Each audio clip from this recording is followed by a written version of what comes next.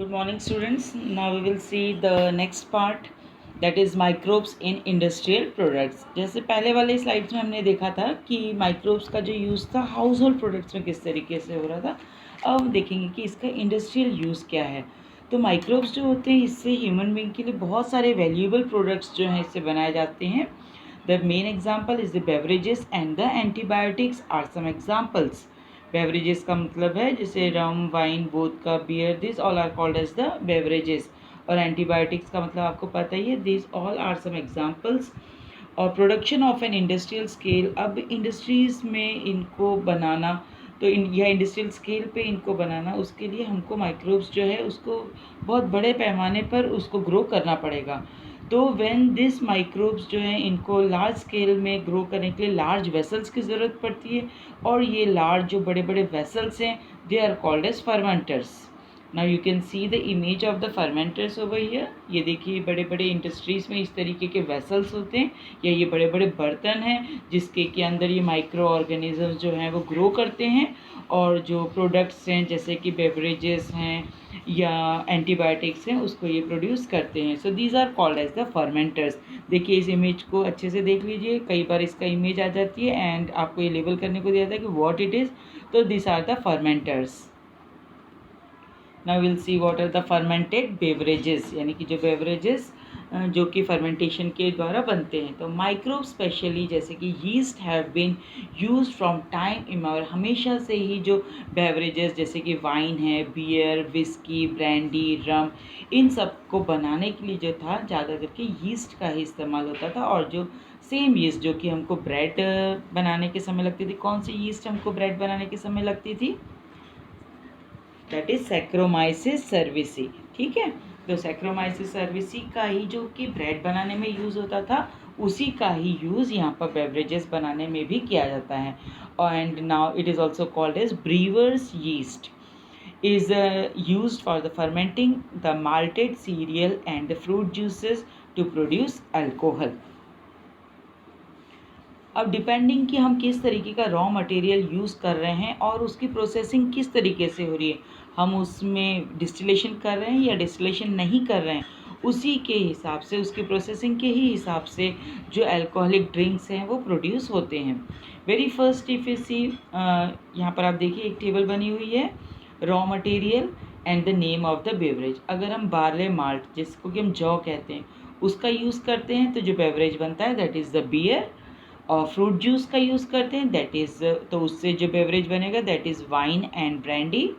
Potato या आलू का यूज़ करके वोदका, सीरियल से अनाज, दूसरे अनाज का यूज़ करके विस्की का फॉर्मेशन होता है। एक बार और देख लीजिए, बार्ले या माल्ट का यूज़ करके बियर का फॉर्मेशन होता है, फ्रूट जूस को फर्मेंट करते हैं तो वाइन एंड ब्रांडी का फॉर्मेशन होता है, पोटैटो के फर्मेंटेशन से वोदका का, सीरियल्स का या अनाज का फर्मेंटेशन करने से विस्की बेवरेज का फॉर्मेशन होता है। अब यहाँ पर आप देखिए जैसे कि हमने ऊपर देखा था कि जो बेवरेज है उसका जो टाइप है वो डिपेंड करता है उसकी प्रोसेसिंग पे, विद और विदाउट डिस्टिलेशन। तो बियर और वाइन जो होते हैं ये विदाउट डिस्टिलेशन प्रोड्यूस किए जाते हैं, यानी कि इसमें डिस्टिलेशन नहीं होता है। अब डिस्टिलेशन आपने केमिस्ट्री में पढ़ा ही है। वेरेज जो ब्रांडी, रम और विस्की हैं इनको डिस्टिलेशन से प्रोड्यूस किया जाता है। और बेवरेज जो विद डिस्टिलेशन प्रोड्यूस होते हैं उसमें अल्कोहल का कंटेंट जो है वो ज़्यादा होता है। तो इसे रिमेंबर दिस, जो बेवरेजेस हैं जिसका कि डिस्टिलेशन से फॉर्मेशन होता है उनमें अल्कोहल का जो कंटेंट है वो ज़्यादा होता है। तो बियर एंड वाइन जो है वो विदाउट डिस्टिलेशन प्रोड्यूस होते हैं, इसीलिए इसमें जो है अल्कोहल का कंटेंट कम है। वेरेज रम और विस्की जो है they are produce by distillation. तो रम और विस्की में क्या है, अल्कोहल का कंटेंट ज़्यादा है। ये देख सकते हैं आप यहाँ पर, this is the fermentation plant. Now we will see the antibiotics. Next industrial use, antibiotics आपको काफ़ी समय से मालूम है कि it is produced by the microbes. और ये जो है 20th सेंचुरी की सबसे ज़्यादा इम्पॉर्टेंट डिस्कवरीज में से एक मानी जाती है। एंड एंटी का मतलब होता है अगेंस्ट, एंटी जो है ग्रीक वर्ड है, इसका मतलब होता है अगेंस्ट, और बायो का मतलब है life, that is against the life. Together अगर हम इसको दोनों को मिलाते हैं, anti plus life that is against life. तो इन द कॉन्टेक्स्ट, अब यहाँ पर लाइफ का ये मतलब नहीं कि हमारे ह्यूमन बीइंग की लाइफ के ये अगेंस्ट है। यहाँ पर जो यूज़ किया जा रहा है against life, it is in context of the disease causing organisms. तो इसका मतलब है जो हमारी बॉडी के अंदर जो डिजीज़ कॉजिंग ऑर्गेनिज्म होंगे उनके ये अगेंस्ट होते हैं। So these are antibiotics. अगर हम इसको ह्यूमन के रेफरेंस में लेंगे तो they are pro life, that is they are not against the human life. Antibiotics, what are antibiotics? Antibiotics are chemical substances which are produced by some microbes and can kill or retard the growth of other microbes or the disease causing microbes. ये क्या होते हैं? ये chemical substances होते हैं जो कि किसी दूसरे microbes की ग्रोथ जो होती है उसको रोकते हैं। तो ये क्या होते हैं? खुद ही माइक्रोब्स होते हैं और किसी दूसरे डिजीज़ कॉजिंग माइक्रोब्स को जो क्या करते हैं उसकी ग्रोथ को रोकते हैं। एज आपको एक बहुत ही अच्छा इसका एक एग्जांपल है किस तरीके से अलेक्जेंडर फ्लेमिंग ने जो थी ये पेनिसिलियम की खोज करी थी। तो you are very much familiar with the commonly used antibiotic that is penicillin. Do you know कि सबसे पहले इस पेनिसिलिन की जो एंटीबायोटिक है इसकी it was just a by chance discovery. इसके बारे में सोच के इसकी डिस्कवरी नहीं की गई थी। ये जस्ट ऐसा हुआ था कि जो अलेक्जेंडर फ्लेमिंग थे जब ये स्टेफाइलोकोकस बैक्टीरिया पर अपना वर्क कर रहे थे तो उन्होंने क्या किया कि बिना जो वॉश अपनी जो प्लेट्स थी उसको अनवॉश्ड ऐसे ही रख दिया।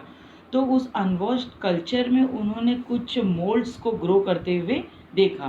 तो what happened while working on the staphylococci bacteria, कौन वर्क कर रहा था? Alexander Fleming. तो Alexander Fleming while working on staphylococci bacteria once observed a mold which is growing in one of the unwashed culture plates around which staphylococcus could not grow। और जो वो पूरा ring का formation हो गया या वो जो मोल्ड जैसा बन गया, मोल्ड क्या है? एक तरह से फफूंद हो गई। पेनिसिलिन क्या है? It is a fungus. तो वो जो फंगस उस कल्चर प्लेट जो अनवॉश्ड बिना धुली हुई कल्चर प्लेट थी, बिना धुली मतलब उसमें क्या था? स्टेफाइलोकोकाई बैक्टीरिया था। वहाँ पर फिर वो आगे वो स्टेफाइलोकोकाई बैक्टीरिया जो है वो ग्रो नहीं कर सके। मतलब कि उस मोल्ड ने कुछ ना कुछ चेक लगाए या उस मोल्ड के कारण वो जो है स्टेफाइलोकोकाई ग्रो नहीं कर पाए। इसका मतलब क्या हुआ? ये मोल्ड क्या है? एक माइक्रो ऑर्गेनिज्म है और स्टेफाइलोकोकाई दूसरा माइक्रो ऑर्गेनिज्म है। यानी कि एक माइक्रो ऑर्गेनिज्म दूसरे डिजीज कॉजिंग माइक्रो ऑर्गेनिज्म को ग्रो करने से रोक रहा है। इसीलिए पेनिसिलिन जो है ये नाम दिया गया उस मोल्ड के ही नाम से। और उस मोल्ड का नाम क्या था? It was penicillium notatum. तो पेनिसिलियम नोटैटम मोल्ड से ही जो है पेनिसिलिन एंटीबायोटिक की खोज हुई थी। आ गया सभी को समझ में?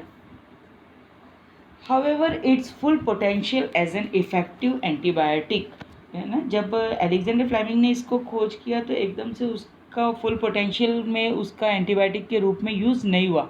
किसका? पेनिसिलिन का। लेकिन उसके बाद जो है अर्नेस्ट चेन और हॉवर्ड फ्लोरी ने इसको आगे इन्होंने वर्ल्ड वॉर 2 में जो अमेरिकन सोल्जर्स थे उनके ऊपर इसकी जो चोट थी उनको ट्रीट करने में यूज़ किया और उससे काफ़ी फ़ायदा हुआ उनका। तो it was extensively use to treat the American soldier who were wounded on world war second. तो इस डिस्कवरी के लिए 1945 में फ्लेमिंग को, चेन को और फ्लोरी को, तीनों को ही जो है नोबेल प्राइज़ 1945 में दिया गया for the discovery of penicillin.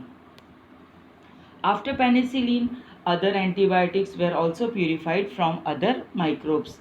Antibiotics से शुरुआत हुई दूसरे माइक्रोब से और एंटीबायोटिक्स की खोज करने की। तो antibiotics have greatly improve the capacity to treat the deadly diseases such as plague, whooping cough जिसको कि हम काली खांसी, डिप्थेरिया जिसको कि हम गलघोटू, लेप्रेसी, कुष्ठ रोग, इस तरीके की कई बीमारियां kill millions of diseases all over the globe. So today we cannot imagine the world without antibiotics. So this was all with antibiotics. And